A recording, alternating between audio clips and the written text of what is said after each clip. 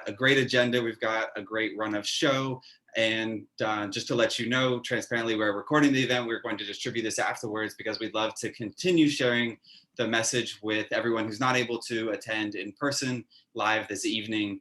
And we're super excited to bring this event to you. My name is Jackson Chabot, and as one of the co-hosts this evening, I'd like to welcome you to our event. I'd also like to thank our fellow co-hosts. We have the Association of Pratt Placemakers and Carolyn, if you want to give a wave, as well as Ethan and Josh Kent and Placemaking X. Ethan, would you like to give a wave? So we are, like I said, super excited to have you all here, whether you're joining us on the East Coast or perhaps you are joining us from another location outside of New York City. Our run of show this evening will be a few words and an introduction by Mike Lydon of Street Plans, a founder and principal, followed by a presentation about public space management and a framework for that by Mark Gordon, and then wrapped up by a wonderful moderated discussion by Carolyn along with Sophie and Mark Caserta, which I'm super excited to bring to all of you this evening. We have people on the ground doing the work that are going to tell you about their challenges, their successes, and looking forward how we can improve from here. So with that, I'm going to turn it over to Mike Lydon and want to again thank everyone for joining us this evening to What If We Manage Streets as Places? Mike, over to you. Great.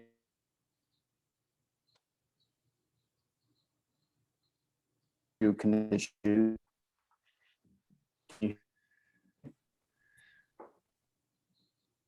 Can you hear me okay? A little lagged, but yes, now. Okay, hopefully this, I'm sorry, it was some sort of unstable connection. But anyways, good evening. It is my pleasure to introduce Mark Gordon this evening. Mark is the founder and chairman of Tower Resource Capital. You might call that his day job. It's one of the leading computer traderized firms in the world. But most of us, I think, in New York, and a lot of us on this call tonight know Mark for all of his advocacy work with livable streets. And that's certainly how I've come to know Mark over the last decade and a half. In fact, it was Mark's work with Street Film and Streets Blog that really got me inspired to think about starting Street Plans and to add the component of consulting to all the great livable streets advocacy that was started here in New York City in the mid-2000s. In fact, Mark, I think it was the Ciclovia video from Bogota that really drew me into the work of open plans and all that. And then, of course, fast forward a couple of years, and I wound up working in Mark's office for about a year and a half in Manhattan as I moved from Miami to New York and had a couple of desks there at a cost I don't want to share, Mark. It was so inexpensive. It was like I was robbing you. But more seriously, if you've been to New York, if you live in New York, you see our plazas, protected bike lanes, the open streets, our aspirations around Vision Zero, you have a lot of people to thank, but you especially have Mark Gordon to thank. His advocacy and his vision and the resources that he's put into the movement here in New York to reclaim our streets is unparalleled. And I thank Mark for all of that work over the years because our city is a much better place. More recently, we've been working together on the Upper West Side with a vision to transform 103rd Street to connect Riverside Park with Central Park to create a very, very pedestrian-oriented street and to connect Douglas Houses, which is a public housing development right in the center of the Upper West Side. And so that's a really exciting plan that's moving forward. So you should pay attention to that. And I think I'll just close with this introduction tonight by saying if you follow New York City politics, if you follow the work of Mark and open plans, you know that Mark's always a couple election cycles ahead, but the city usually catches up. And so it's a really important time to be thinking about obviously public space management and what's going to come on the backside of the open streets and open dining programs here in New York City. And I know that Mark has a really good understanding of some of the challenges and of course the opportunities for us to go to the next level with our streets and how we manage them. So with that, it's my pleasure to introduce Mark. Take it away. Wow, thanks, Mike. That was a really nice introduction. I'd like to thank Ethan and Placemaking X and Pratt APP and also Jackson and Open Plans for hosting this. And without much more ado, I will share my presentation and get started. Let's see if I can make this work.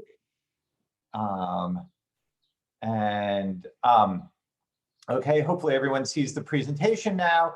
I am here to speak about a public space management framework for New York City streets.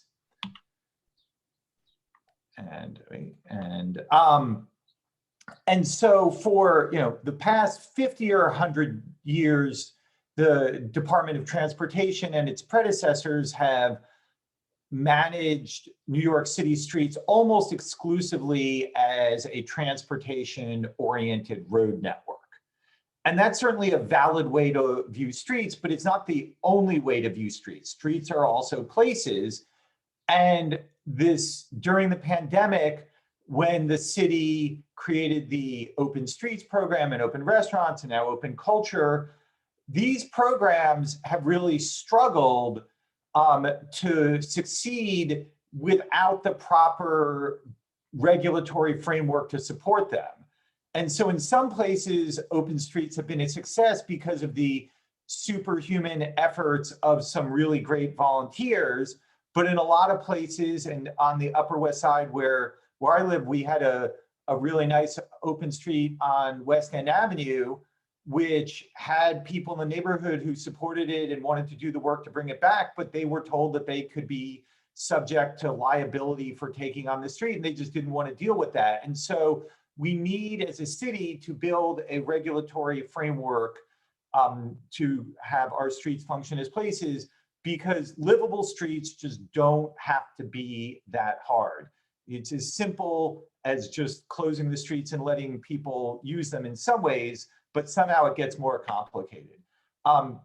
New York City has had success with its public plazas, Times Square, Madison Square, Herald Square, bunch of plazas all around the cities.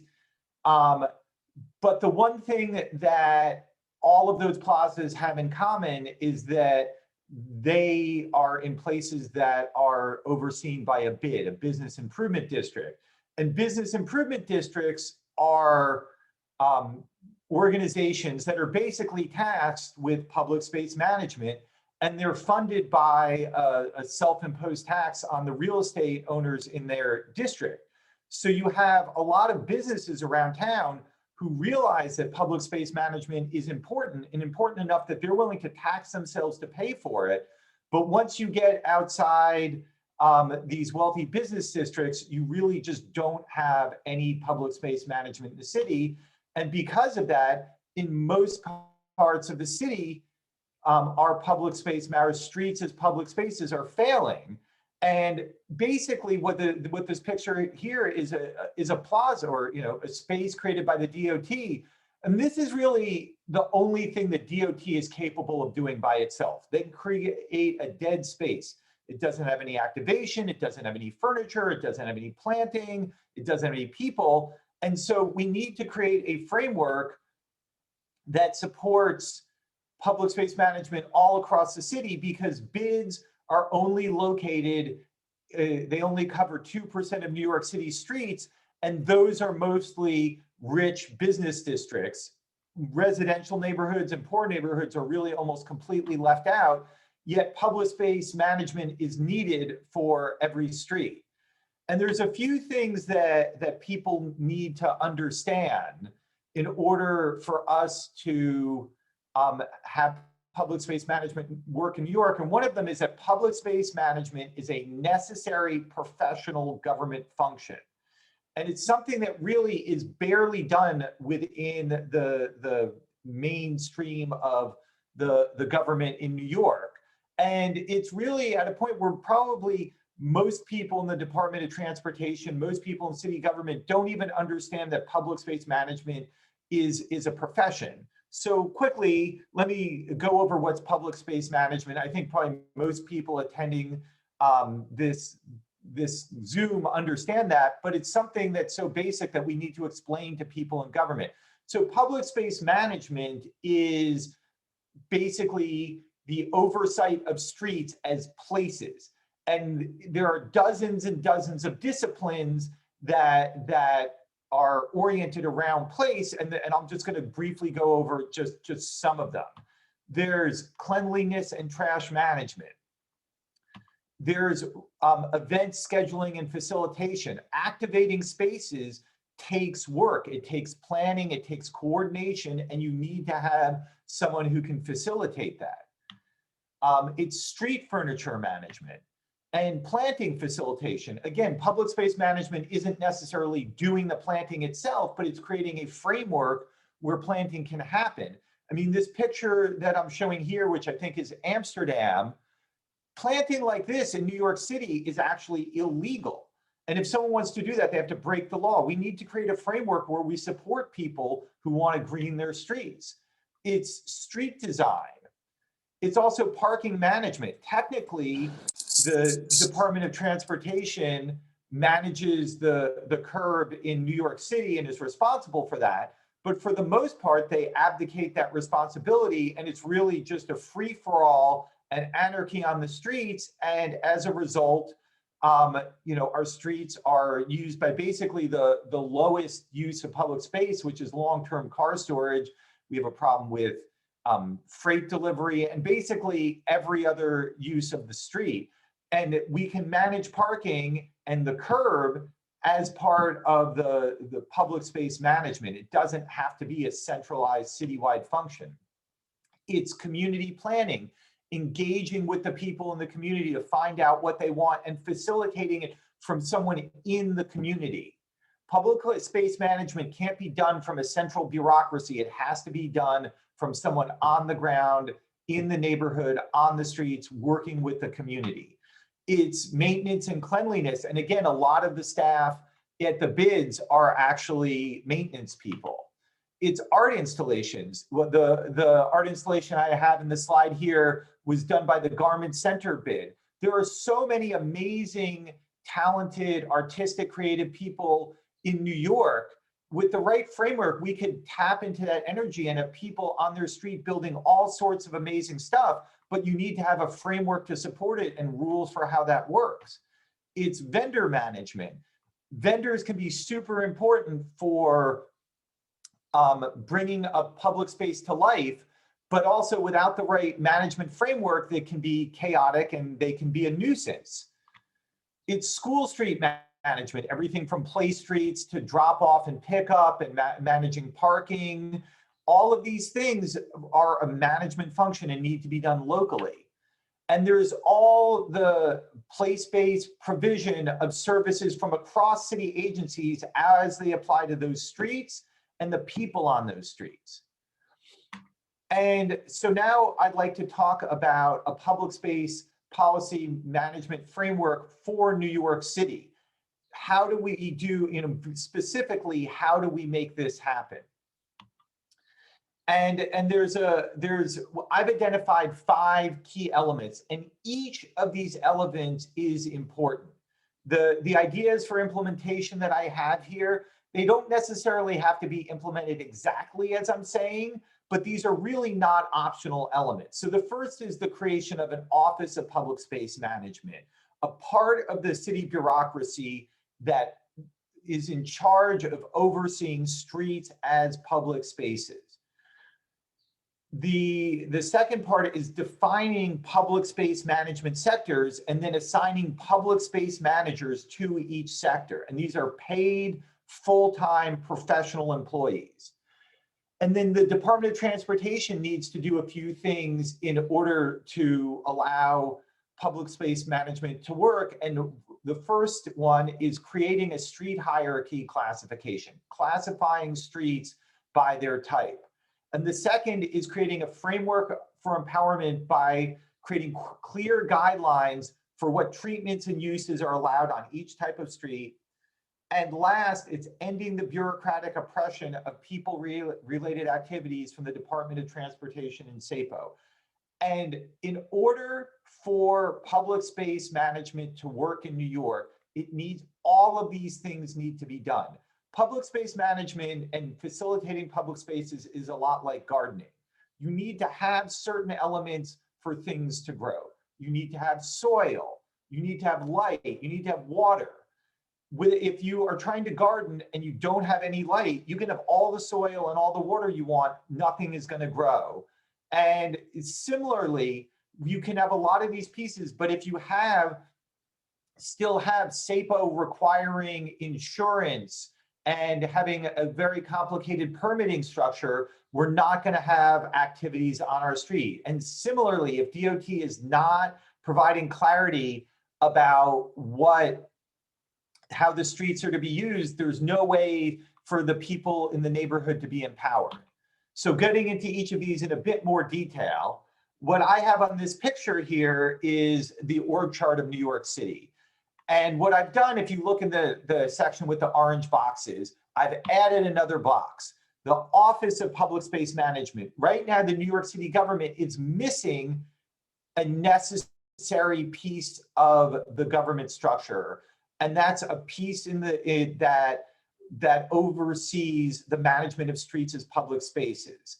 And we are actually at Open Plans right now working to get the city council to advance legislation to create an office for public space management. And we've been getting really good reception because there's a lot of people in the city who are dealing with the problems and struggles of open streets and open culture, and they're recognizing that this is part of the solution. There's also the creation of public space management sectors.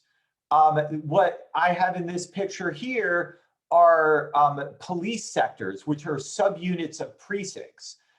These are really about the right size and are really designed in a thoughtful way to create logical units for each community. We could adopt these as public space management sectors, but then we need to put paid full-time public space managers associated with each sector. And then there's the public space manager. I mean, this is a person whose job it is to perform all of those functions I mentioned before, to be a representative from the city government and all of the different confusing city agencies to the neighborhood so that people in the neighborhood can learn how to navigate the city bureaucracy. Someone who can work with the community boards and the elected officials and community groups in the neighborhood in order to understand what the neighborhood wants and to bring those streets to life. Local partner organizations are super important. And again, we need a framework that works with those organizations, whether they're bids or schools or block associations, or any of a host of new groups that I think will come to life once they realize that they can start taking ownership of their streets. And volunteers are super important for bringing our streets to life. As much as I'm talking about the role of paid professionals in managing the streets, those professionals are creating the framework to tap into the energy that's in our neighborhoods. I mean, right now you have block associations that manage tree pits, and you look at how much love and attention they put into planting those tree pits. That energy could spread across the whole street if we had a framework to support it. And community decision-making is also super important. I mean, creating a framework to actually ask people what they want for their streets and to have facilitated community processes to understand that. I think the borough presidents can play a big role in creating a framework for block level micro democracy, but that's a talk for another presentation. And DOT needs to do a bunch of things to empower local public space management. They need to classify the streets and publish a street hierarchy. Not all streets in the city are the same. Some roads are important as traffic conduits. And as much as I would like to see people-oriented streets everywhere, New York's a big city. It has a certain necessary amount of traffic, and we need streets to function as part of the truck network, the bus network, and the bike network. And these network-oriented pieces of the road infrastructure are not optional. Just as we don't allow neighborhoods to sever the truck network, we similarly can't allow them to sever bus and bike networks. These are not local community decisions. These are decisions that have to be made at a city level, and DOT needs to be clear about which streets are important for the road network and which ones are quiet residential streets that can be handed over to the neighborhood to be managed on a local basis rather than a metropolitan network basis. And DOT also needs to create the rules and define the standard street treatments that are allowed, whether it's parklets or garbage corrals or bike corrals or chicanes or speed bump or daylighting or loading zones or planters or bioswales, any of those things, DOT needs to list what's allowed on the street and what's the process for choosing to get those things. And they need to create a clear set of rules and do it once and then delegate that authority to the people in the neighborhoods and the public space management infrastructure. And there need to be easy rules for street events. Right now, SAPO, the Street Activities Permit Office, and DOT have very complicated rules with an elaborate permitting structure, permit fees, insurance requirements, liability that exists with that. These is a regulatory structure that was basically created by people looking to promote the movement of automobiles, where they tried as hard as possible to marginalize and suppress people-oriented activities. And we need to get rid of this unnecessary framework that suppresses people-oriented activities and create easy rules so that simple things like jump rope and chalk do not require a lawyer to navigate that process. And there also needs to be funding for public space management. The city during Corona has basically hoped to do public space management for free. And in some places, we've had these heroes that have stepped up during the pandemic to do that, but it's not a sustainable model. And there needs to be funding, and there needs to be funding across the city to do this at scale. And if the city doesn't come up with this funding, what you're going to see is that private groups are going to fill the vacuums in the wealthy neighborhoods, in business districts. And then you're going to have the poor neighborhoods, the residential neighborhoods that are shut out, and it's going to be a discriminatory system. So the city needs to set up with funding if they hope to do this in an equitable way. And if all of these things come together, and again, I would like to stress that doing some of these pieces but not others is only going to lead to little bits of piecemeal success here and there. The goal is to create a framework that works across the whole city so that these wonderful livable streets improvements, like restaurants, which are overwhelmingly popular when they're outside, and some of these open streets, which have been incredibly popular, if we want them to succeed, we have to create a framework for them to succeed, and not just in a few places where a few heroes can overcome the city bureaucracy. These are things that people want everywhere, and we can create a framework to do it. It's not that hard, but it requires a lot of a number of pieces, and we need to get all of these pieces in place. And if we do these things, we're going to make New York City so much better than before. We're going to have empowered neighborhoods with great community action. We're going to put our streets to better use and foster community and enable artistic expression and create livable residential streets all across the city for people to transform how they live and really tap into the amazing, vital energy that is a city. And if we do all of these things, New York will come back stronger than ever. Thank you so much for listening. And I will stop my sharing now.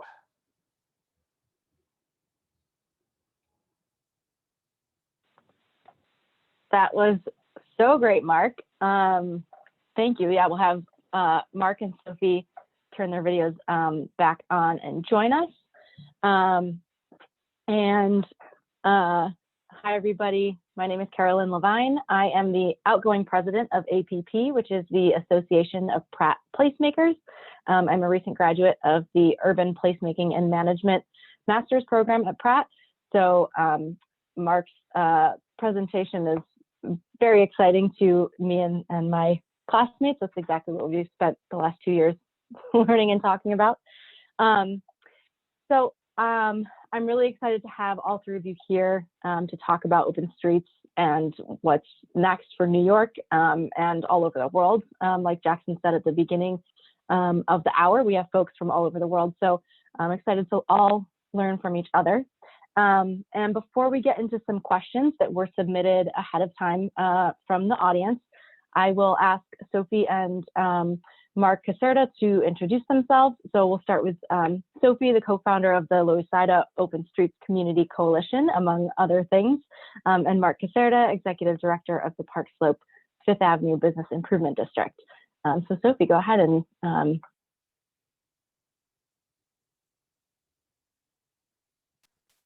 Hey, thank you so much for having me. It was an awesome presentation, and looking at the participants in this room, there's so many amazing supporters and volunteers and people who have put the sweat equity into this program and laying the groundwork for this program. So I and my co-founder, Laura, who I have to give a huge shout out to, who's on today, kind of picked up the slack where the city and the NYPD kind of just left these barricades along Avenue B in Lower East Side, the East Village. And I would say we kind of started from a tactical urbanist standpoint of kind of asking for permission in terms of the way that we moved the barricades and the way that we painted them. And then ultimately in late June, we became the official partner of DOT as a community partner of the open street. Previously, it was the police department that had overseen our open street. And so over the last year, we've put countless hours into putting together a volunteer framework that we've shared and that has sparked other amazing volunteer groups that I think have even taken this community management model even further than the one that we use today. And most recently, we've gotten really involved in programming and activation of the open street. While I think that there are problems with the funding model that Mark mentioned, and with the sort of capacity and sustainability of this program, because we are all super exhausted and dealing with a lot of challenges that are not doable as volunteers, I do have to say the DOT's Kyle Gorman, who has been at the forefront of activations of the open streets, has been amazing to work with and helping us move forward into this next phase. There just need to be 10 more Kyles working at the Department of Transportation. So, this is a huge group effort. Huge shout out to all the volunteers that move the barricades day by day, guard the barricades from angry drivers during our programs, and the community that has come out and embraced the Open Streets program. awesome. Thank you, Sophie. And Mark, we'll pass it off to you. Hey, thanks, Carolyn, and thanks, Sophie. It was interesting to hear about the kind of guerrilla stuff you guys are doing at the beginning. I wish I would have thought of that. I'm the executive director of the Park Slope Fifth Avenue bid. I like to tell people that my job is really to step in front of cars now. That's basically all I do. And thinking about it. So last year during the pandemic, around April, a bunch of the businesses, the restaurants who are struggling were asking me, can we close down the street? I see this happening in Europe and around the world. Can we just put some tables and chairs into the street and make some more money? And at the time, I didn't have any barricades anyway, but at the time there was no legal framework to actually do that. So what I told them is go door to door, go talk to your fellow neighbors. If you guys want to do it, sign a petition. Send me a letter or something. I'll hold it aside, and as soon as the city's ready, we'll pounce on it and try to grab one of the permits. And lo and behold, it happened in July. We started on July 4th, the 4 blocks closest to the Barclays Center, from Dean to Park, and we expanded out to 18 blocks by the time we were done. And stopped in December. And then we took a break during the winter and kind of rethought of our operation. As Sophie said, we were all exhausted. Even though we're a bid, we didn't really have the money to do the program, to be honest with you. We basically cut our programs pushed aside a lot of the things we were doing, and then just kind of used money that was supposed to go to other things, mostly beautification. And so going into this coming year, 2021, we were thinking, okay, how do we actually pull this off? Everybody wants us to do Saturdays and Sundays. Everybody wants to do 10 months out of the year. How do we pay for this thing? So we put it out there to our restaurants, and we put it out there to the community and said, look, we have to clean the avenue. There's so many things we have to do. We can't fit the full cost of this program in our budget. We need some funding, and we don't see any funding coming from the city. The goal was $50,000. We have raised $60,000 so far. And so we actually have, unlike last year when we were working 13-hour shifts every Saturday, we actually have staff. They're mostly professional events people who work at events, who have experience stepping in front of cars and other things. And they've been great. We have radios. We were able to contact one another. We have a whole system set up, which we can hopefully get us through the end of the year. And then, we're hopefully, Mark's plan will come into place, and we'll be able to have a real structure from the city. But that's how we've been able to survive. We are, as of this coming weekend, we are back up to 18 blocks. We're sort of starting our open boulevards expansion. And we expect in July, August, and September, we're going to be closed on Sundays and adding cultural components from the city. They're sort of working on what that means right now. That's great. Thank you. And well, like I said, we had a bunch of questions that the audience submitted, so we'll start with some of those. If folks have questions while we're talking, feel free to put them in the chat. We may get to them tonight. If not, we'll probably get through them and send some answers out via email afterwards. So I'm going to start with a question that, Mark, you actually were just kind of a natural transition to. Have you seen an increase in street art and or busking? And are more municipalities interested in more intentional street art? Have you seen any response related to open streets and street art?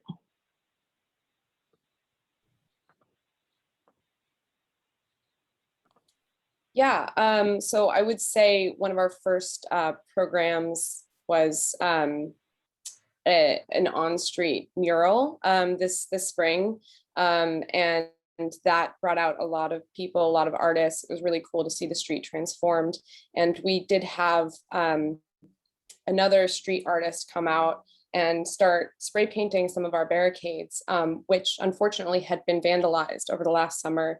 There were some neighbors who came out and painted Black Lives Matter on some of our barricades, and somebody came through and spray painted Blue Lives Matter, or just completely blacked it out. So this street artist came through during one of our events. It was sort of like, oh, the street's being used as a different, in a different artistic capacity, this can kind of be like an artistic jam. And he spray painted hearts all over the vandalized barricades. So I think in a way, the Avenue B Open Street started as a public art project to invite the community around it.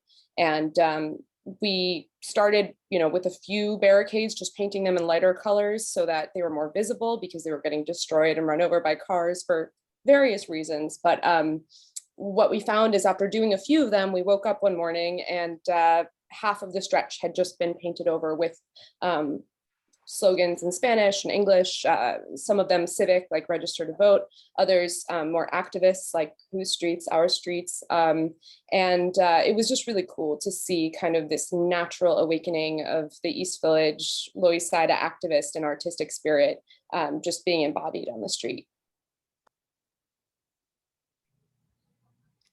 I would say we have some busking that takes place. However, we do have an awful lot of our bars that have performing bands playing, and there is less room for busking with the bands because the bands are quite loud. So we find, like, later at night, you'll find some buskers kind of walking around when the bands are done. In terms of arts, there's probably been less than on Lower East Side, although I kind of expect it to happen on Lower East Side and Avenue B.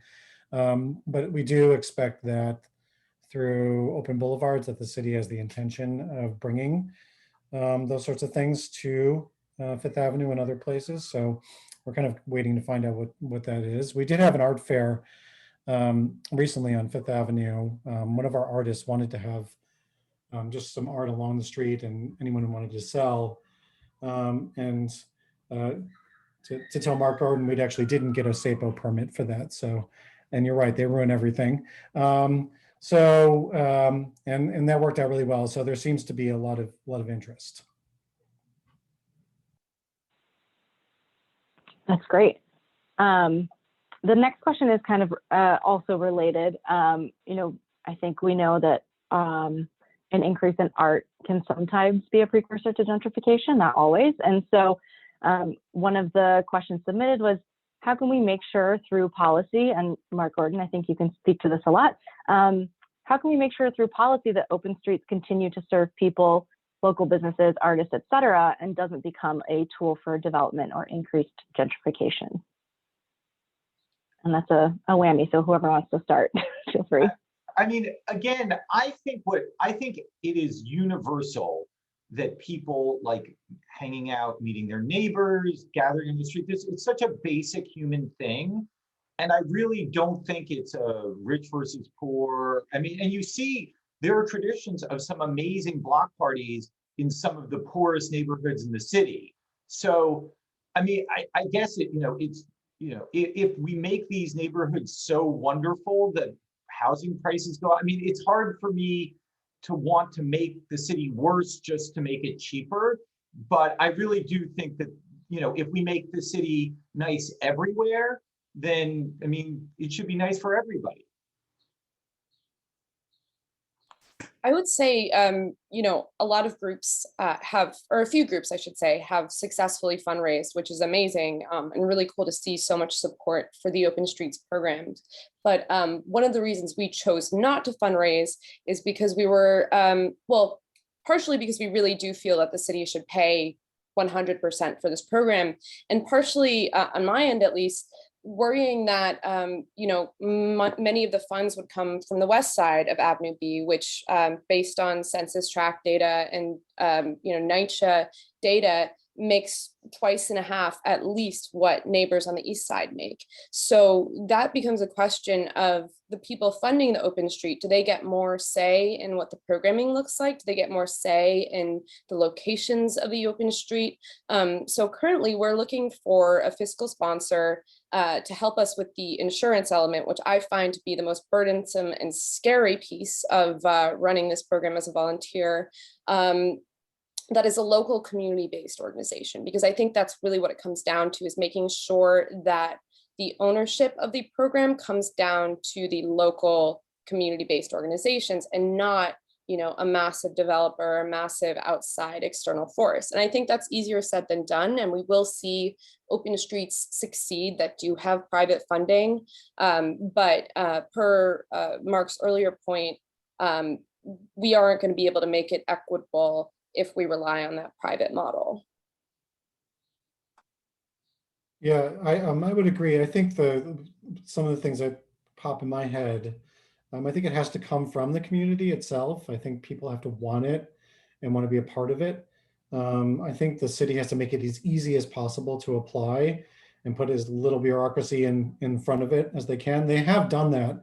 They did it for open restaurants. They did it mostly for open streets. I think there is some impulse to make it a little bit more difficult as we get out of the pandemic. I'm hoping they get out of that idea. Funding from the city, absolutely, totally agree with that. And I think I've done a bunch of mentoring for other places that wanted to apply for open streets all across the city. I think it's important for those of us like Sophie and I who have experience to be able to share experiences and give ideas, because people who are trying it in other places of the city are scared. Scared what it might mean, what the challenges are, and they need to know. And honestly, DOT doesn't really have a full grip because they're not there every day. So it's almost good to pair us up with new groups or say, hey, can you talk to this group and help them out? Yeah, absolutely. And I think all those materials need to be offered in every language that is spoken throughout the city. I think when you're talking about the SAPO forms, which are not the worst piece of the bureaucracy, I have to say, but like, you know, are challenging. And when you talk about the application form overall, there need to be like full workshops, full mentorship from DOT. And I think there is some in the works, but we've yet to see what that really looks like. And if it's not successful to begin with, there needs to be a level of persistence to really make sure that, you know, that community managed open streets have the resources and the education that they need. Thank you, all of you. So our next question is about sharing space. And, you know, there are open streets in New York, other places are shared streets or safe streets or slow streets. How do you accommodate cyclists, especially delivery cyclists on e-bikes?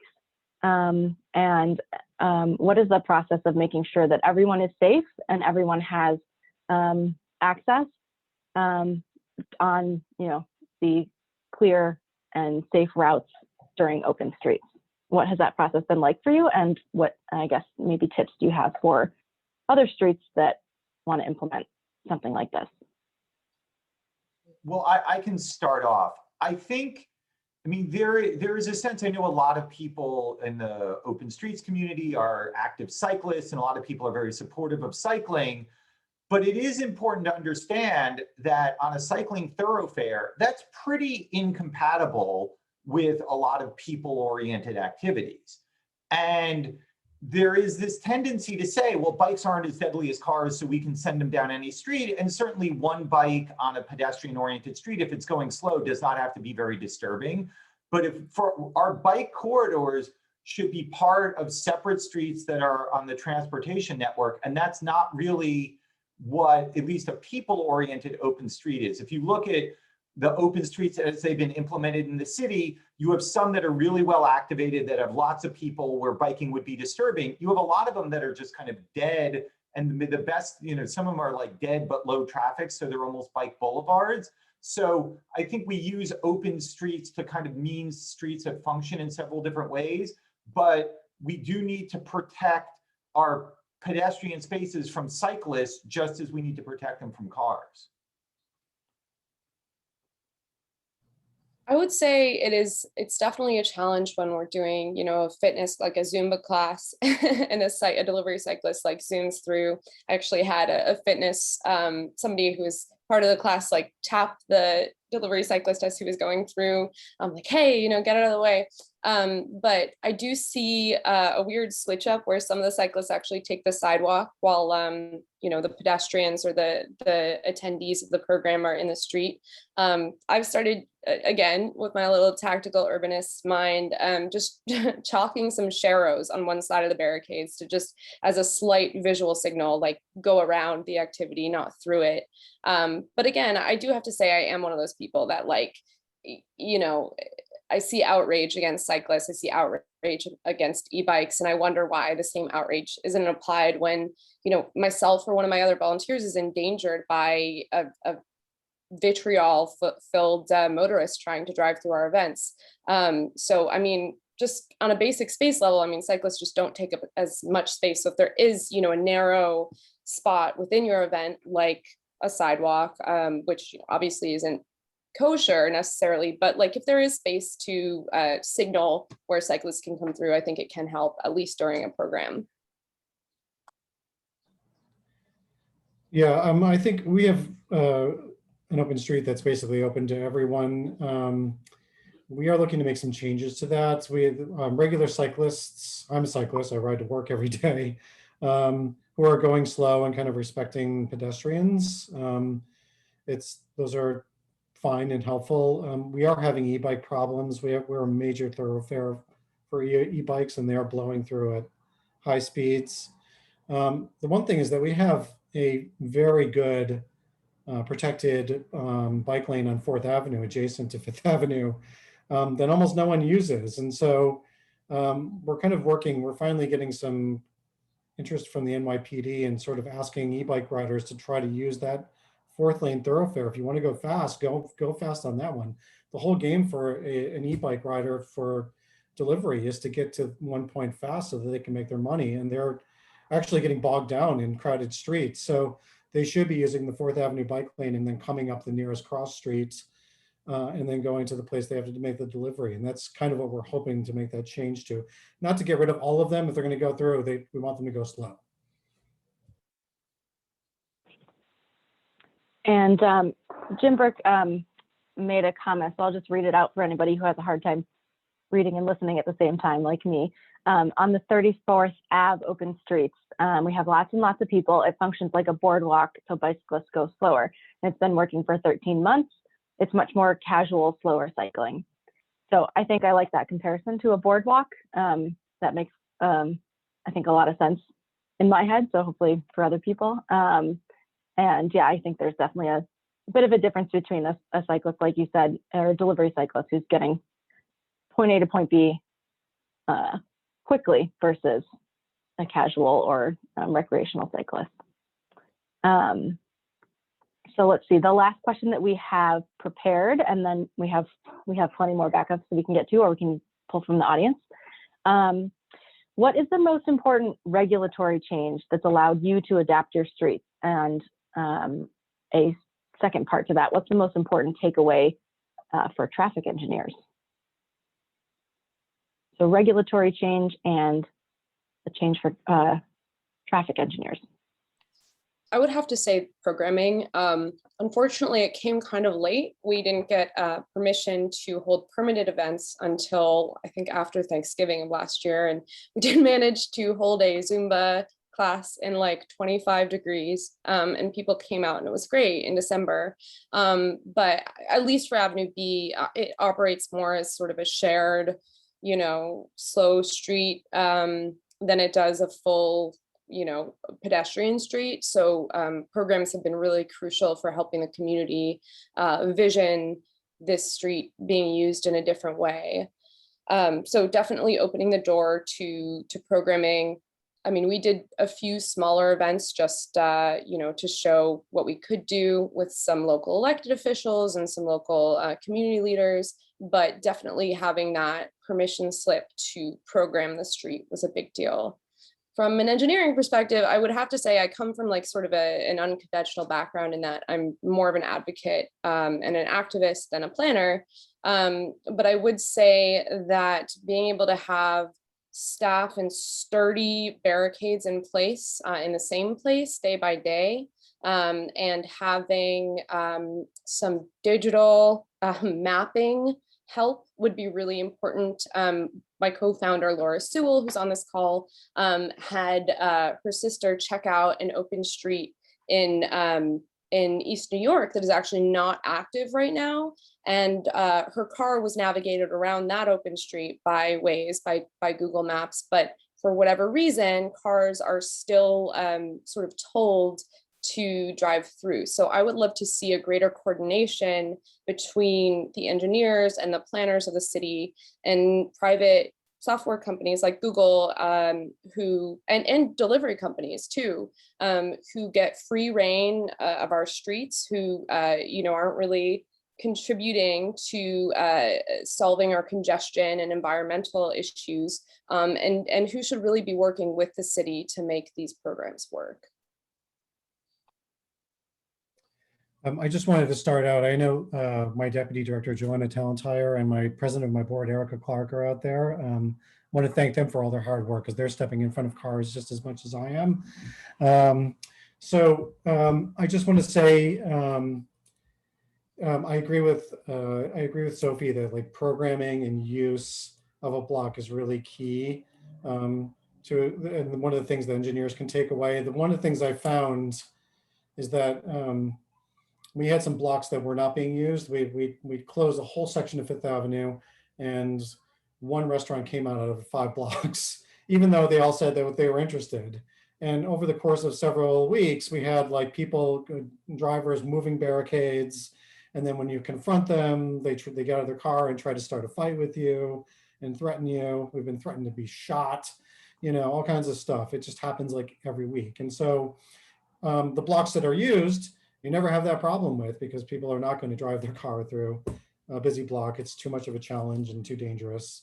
And so that doesn't mean though that all the blocks have to be busy. You want to keep some that are not as busy, potentially, if that's what that block wants. And it's also a great place for kids to learn how to bicycle, which we found every single week, kids learning their very first time getting on a bike, sitting down in the middle of the street to picnic. And so use and programming is kind of important. That kind of use, I think, is enough to stop the breaches of the barricades.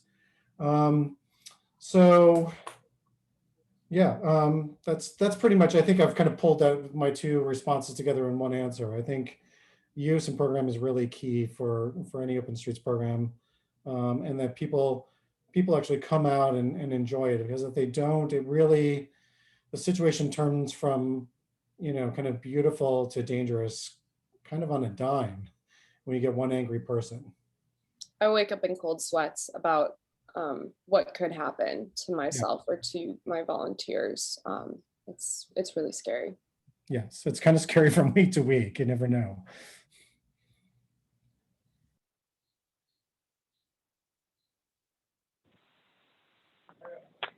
Oh, so our next question is a little bit open-ended, and it might be different for all of you based on the status of the open street. I know Fifth Avenue bid is transitioning to an open boulevard. Maybe Mark can talk about that a little bit.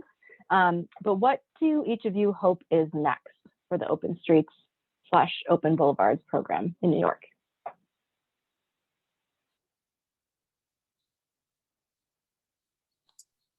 I would say absolutely having it professionalized. As Mark mentioned in his presentation, there needs to be full ownership of the staffing of the program. And I think, traffic vests are helpful for our volunteers for sort of in a more official signal, but also can be like a target on their backs for the really angry drivers. So, having people in uniform that move these barricades, that maintain them, that repair them, that, stand by at events that are not the police. Let me be real. They have to be, trained. I like the concept of events trained people, but making open streets into a jobs creation program, especially pulling from local communities. Really excited to see how this cleanup core program, which the mayor just launched, translates into staffing open streets and some greenery, some horticulture. Mark mentioned bioswales and planters and that kind of thing. So really greening streets, creating park alternatives, and again, just professionalizing the day-to-day management and safety. Yeah, I like that idea, actually. It's an interesting idea. For us, open boulevards means that we're adding some of our blocks. We are taking a dead-end street. This is kind of a failed open street that the drivers seem to like to park on and use, and making that a more permanent closure and putting tables and chairs out in the middle of the street and kind of recapturing that, as well as an adjacent street that we haven't been closing. It also means that there will be cultural programs on a couple of the blocks that we've identified throughout the summer. There might be even some things like projectors projecting art onto the street. If that happens, that we would be excited to host that. We've sort of built a professional operation due to the fact that we have these kind of event professionals working with us, and we've sort of set up the system that we can hire people. We've had to move from like using QuickBooks and paying or writing checks through QuickBooks to move to ADP just to be able to keep up with the constant change. We're moving to having, like, it was literally Joanna and I as the only full-time employees of the bid. And now we have us as the full-time employees plus maybe 30 part-timers, just to be able to keep up with this all, which is a huge challenge and burden. So obviously we would love to see something grow from the city. I do think that, obviously I don't want to see police moving the barricades. I would love to see community police drop by and walk around and just let their presence be known. The times that we've been threatened, it would have been really lovely to have some backup from someone, because we've been pretty close, including a couple times, one time that someone was so angry, they took a barricade and threw it at one of our workers and assaulted him. So you know, it would be nice, they don't have to be there all day. It'd be nice if they dropped by every once in a while and took a walk and said hi to people and took reports on anything that we've seen. And Mark Gordon, same question to you. What do you hope is next for the program? So, I mean, I think a lot of it is about the city owning the program more. And I mean, it was done in a very, very tentative way. I mean, again, the idea that it can, you know, that open streets only work certain hours of the day, the whole need to move barricades at all is just ridiculous and arbitrary and unnecessary. So with some permanent street treatments, you can have diverters to, you know, so that if traffic can only go one block before they're diverted off of the street, that gets rid of a lot of through traffic. Being willing to get rid of parking and just fully pedestrianize some of these areas. I mean, these are things that, you know, just gets rid of the reason that cars are driving on the streets, and having the city stand up and say, this is an open street, this is how it's used, so it's not dropped on citizens to have to defend themselves against angry people in cars. I mean, there's just been such an utter lack of leadership. I mean, it's nice that we have anything and we're making progress, but it would be, I mean, it's not that hard to stand up and say, this is a people-oriented place. And I mean, there's, you know, there's sort of so many steps, but again, this is not hard. They just need to stand up and own it and do it, really. Yeah, and to build on that, I mean, I think parking is a huge problem. It's a struggle because we don't want to, again, like drive that gentrification narrative of changing the neighborhood in a way where residents are unhappy. But at the same time, I think like the neighborhood loading zone program is really promising because our 80% increase in residential deliveries over the pandemic, I don't see that going away. I think once you start ordering from Amazon, that seal is kind of broken, and we see so many double parked deliveries that the open street is just unusable, particularly on the commercial portion of the corridors. So you remove those free on-street parking spaces, the deliveries have somewhere to go, and again, there's less circling for parking. We know that a huge majority of driving in New York City is just circling for parking, to your point. So I think, yes, parking removal, especially free on-street parking removal, is an absolute must to make this program a success. Thank you. So we have about 15 minutes left, and we want to open it up to the audience. So folks that are tuned in, we invite you to turn your cameras on if you would like. If you have a question, you can go ahead and raise your hand, either literally or with the reaction button, or if you have a question that you want to drop in the chat. So we'll give folks a few minutes to come up with a question or ask a question, and if we don't get any, we do have a list of more, so we can always go back to that. So.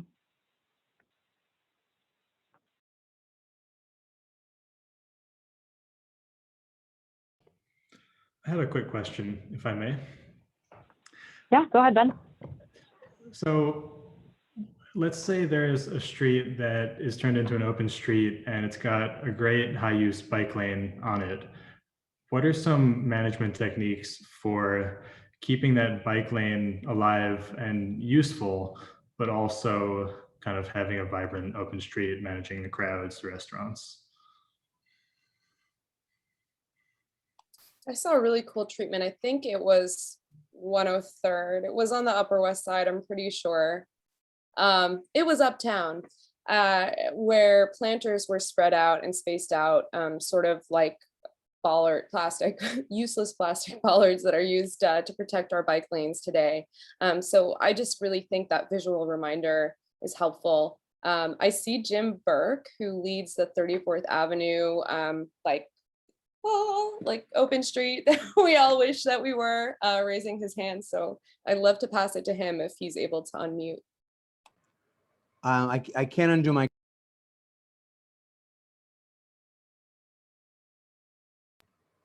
Can you hear me? Okay, I'm not able to start the camera, but hi, I love this. Thank you guys for bringing this topic up. I just came a few minutes ago from our open street. We had a very busy day today. We had we had races, we had ESL, we had our street lab draw people, we had lots of kids, and we absolutely love it. About the biking that we just talked about, we do allow biking on our open street, but we have significantly slowed it out. And over this past year, we've given out, with the help of DOT, I think about between 1,000 and 1,500 helmets. And we used that to actually educate and speak to the delivery cyclists and ask them to go slower. We also have pedestrian sign and a bicycle sign on each and every barricade, sort of indicating where to go. And we ask the bicyclists to go slow, and we put 5 miles an hour on there. And people really do go slow. When I liken it to a boardwalk, that's what it really is. But I just wanted to hope that as a citywide coalition, that we can all sort of get behind the idea of having like a crossing guard be in charge of the open streets. If we are gonna, I mean, I much prefer Mark's infrastructure plan, but meanwhile, back at the ranch, rather than us having to schedule, we have, you know, about 140 or 150 people in our database, and about 40 each week that we have to set up to open and close our 26 blocks of barricades. We would love like 2 teenagers to do that and pay them, or have an extension of a crossing guard. We have 6 schools across our open streets. Those crossing guards could get some extra money and put up the barricades in the morning and take them away. They love open streets because it makes their job a lot easier. One woman said she's not stressed anymore. She used to be very stressed because there were 2 pretty serious injuries on the street while she was working. And now she just loves that, you know, she can come to work with a smile, and there's just some, you know, not that same stress she was under when it was very dangerous for the students to walk in the streets. So I think that's a natural thing the city could do easily. And I'm hoping that somehow we can push the city to do so. And Mark, or anybody who knows how we can do that, I would love advice on how to get that done. And by the way, thank you all for this presentation. Thank you for your awesome work, Jim. Thank you, Jim. And we do have a question in the chat that I'm going to read out loud. So David is wondering if there are any programs to reprogram / re-educate drivers away from cars. I wish. I know that in Albany right now, there is some amazing groups lobbying at the state level to include cyclists and like awareness of cyclists and pedestrians in the driving education programs. I know I don't drive, I take the subway and I bike everywhere, but I got my license when I was like in my mid-20s, just to have it as a point of pride. And there was zero, you know, it was kind of like, oh, watch out for cyclists. They could be anywhere, but there was zero kind of definition of you need to be 3 feet from a cyclist. You know, so I think inundating our training programs could be a good step. So I'm watching that that effort closely. But I think that the culture is only going to change if we squeeze out the drivers as much as possible, and to do that in a positive way, in a way that is like, I want this trade-off. I want more public space, more than I want to spend 2 hours parking my car every day. And that's a reason I really like the 25 by 25 plan put forward by Transportation Alternatives and the Open Streets Coalition. But really, I think we got to start early with that education, and we do have to just incentivize public space over driving. That sounds good. I think having open streets and being really consistent deflects a lot of drivers anyway. As the more we go on and the more we're there when we're expected to be, the more people kind of go other places. Of course, they're all crowding into other streets, but I mean, one of the biggest downsides of the pandemic is that so many people got cars. So we have a lot of work to do, obviously. I tweeted that we should have a buyback program from all the people who went out and panic bought a car. Like, I have a good friend who is a millennial who knows about the climate crisis, who from hearing me prattle on knows how many people die in car crashes every year. nationally in the city and still went out and bought a used car during the pandemic. So I'm just kind of like, how can I get these folks to renege a little bit and take a step back, get on the subway again? Well, traffic is sort of making that happen anyway. It's gotten worse and worse. I'm hoping that encourages people back onto the subway or onto their bikes. But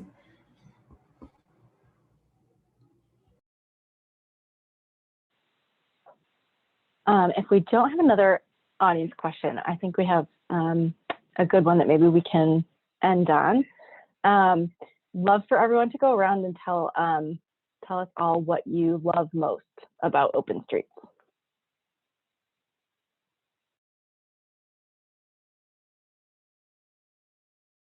I mean, I guess I'll start. I mean, I think Open Streets have shown how easy it is for streets to change quickly. And they've given people a chance to experience the vibrant street life. Because we can sit here and talk about livable streets and all that stuff, but once you go out there and you feel it, and people just love it, and everybody loves it. And once they feel it, I mean, you have all these people who are suddenly like mini urban planners, like, why don't we do this everywhere? Like they just discovered these ideas. So I think it's opened up people's eyes to what many of us have known for years, and they've seen that it's happened and that change is possible. I mean, the streets have been so static for so long that just breaking these mental barriers has really been a huge thing.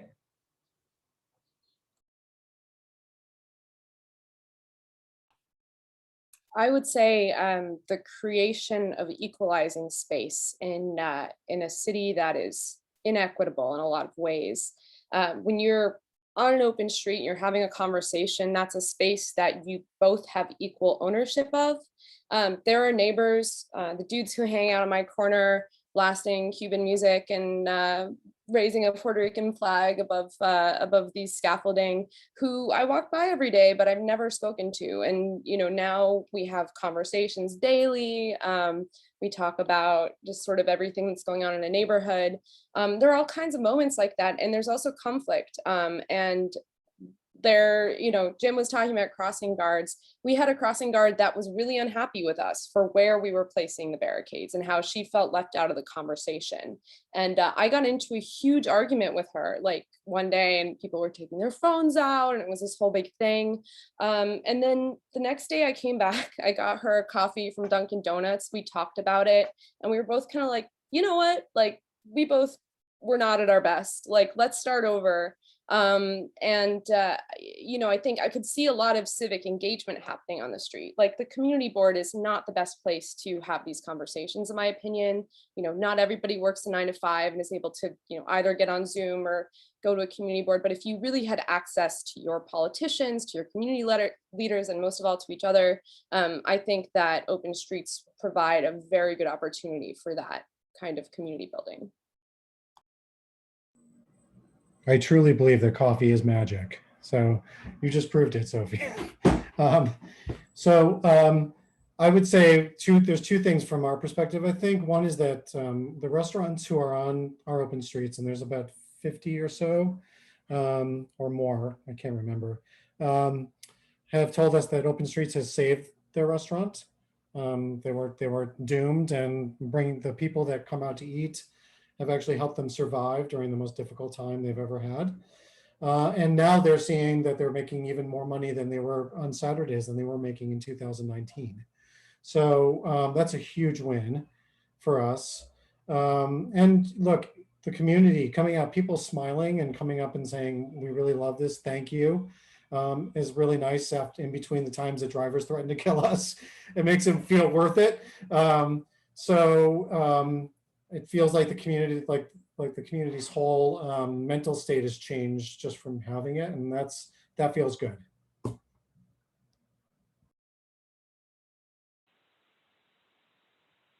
Mark and Jim, we'd love to hear from you too.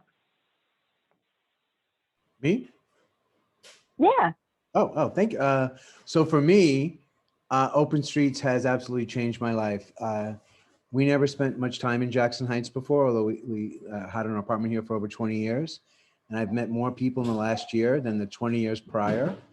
I I like to joke that if I'm under, if you're under 8, me and my partner are like the most famous people in the world because we do all this kids programming. It's like, oh, there's Jimmy, there's Oscar. We go to the supermarket.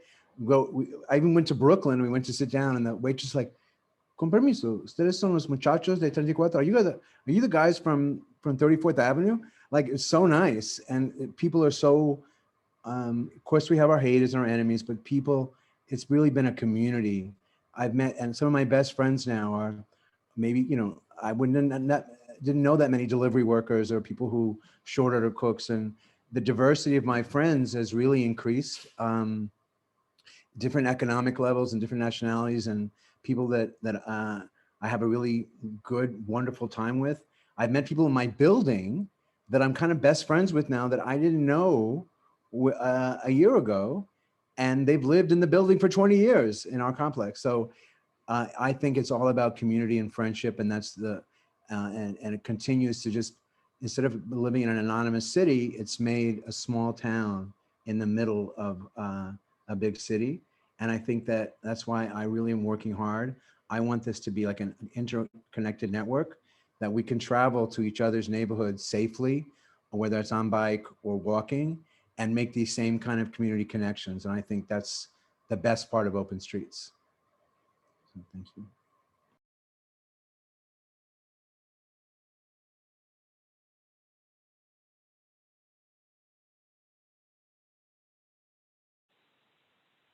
Mark Gorton, do you want to share what you love most about Open Streets? Oh, I think I already did. I thought I sort of started that. So, I mean, I could go on for hours, but can always come back. Well, thank you. That was such a lovely note to end on. I'm going to pass it back to Jackson, who's going to close us out. So thank you so much to our panelists, and Jim, glad you could hop on at the end there. Great to hear from you as well. So Jackson, you can close us out. Thank you, Carolyn. That was a wonderful way. And honestly, Jim, I thought that was a mic drop moment. I thought we could have just closed out the session that way. I mean, I had tears of laughter and also of appreciation and a range of emotions from what Sophie and Mark were saying too.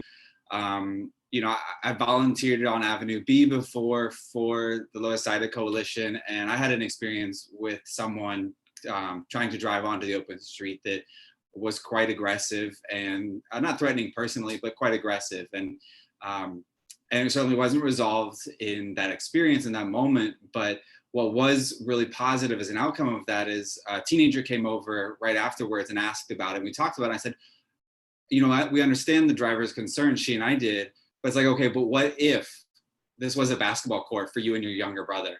What if this space was a skate park for you and your younger brother? What if this park was a space for you to have a soda and hang out for the afternoon, rather than having to hang out on the corner, whereas she was with her brother sitting on the fire escape or something like that? And so when we talk about these trade-offs that we mentioned earlier with free parking and public space, that's what it really makes me think of. And when Mark Caserta was talking, I live about 2 blocks away from pretty much, probably I would say, the most heavily used part of the Fifth Avenue open street, where there's consistently a band on Saturdays and a good couple hundred people packed in outdoors on a block. And so the way I put it in a video that Street Films did is, I love going down there for 5 hours or 5 minutes. And as Jim said, you see people, the energy is always good. People are happy. And as has been illustrated by Mark, but I've seen in Bloomberg articles, among other places, businesses have been saved as a result of this. And so from free community space on one spectrum to business-oriented space and space that supports businesses on the other, and everywhere in between, this program has been wonderful. But as Mark Gordon highlighted, we need a framework for public space management. This needs to be professionalized. This has to happen. And so I can't stress enough, as you leave this afternoon's call, please talk to your elected official. Whether you live in New York City or you live in Canada, you live on the West Coast, you live in Europe, please talk to your elected officials, whoever that might be, because they should be supporting this. They should be supporting public space. They should be funding it in their budgets. I cannot stress that enough. Our policy can be done. So I will close as we started with a quote from Mike Lydon. On Twitter the other day, he said, the policy is not for a lack of funding or anything else. It is for a lack of political will. It is as simple as that. And as taxpayers, as citizens, we are part of that political will. So as Jim was talking about the specific initiative with crossing guards, as we band together, we are the political will. So I want to thank you so much for attending. I want to encourage you to stay involved. Please look for a follow-up email from us with the recording. We would love to hear from you. Sophie just dropped her email and Twitter in the chat. So check them out. They're always looking for volunteers on Avenue B if you want to come on by. Again, thank you to all of you, to our co-hosts, to Carolyn, Mark, Sophie, and Jim for popping in at the end. Thank you and good evening.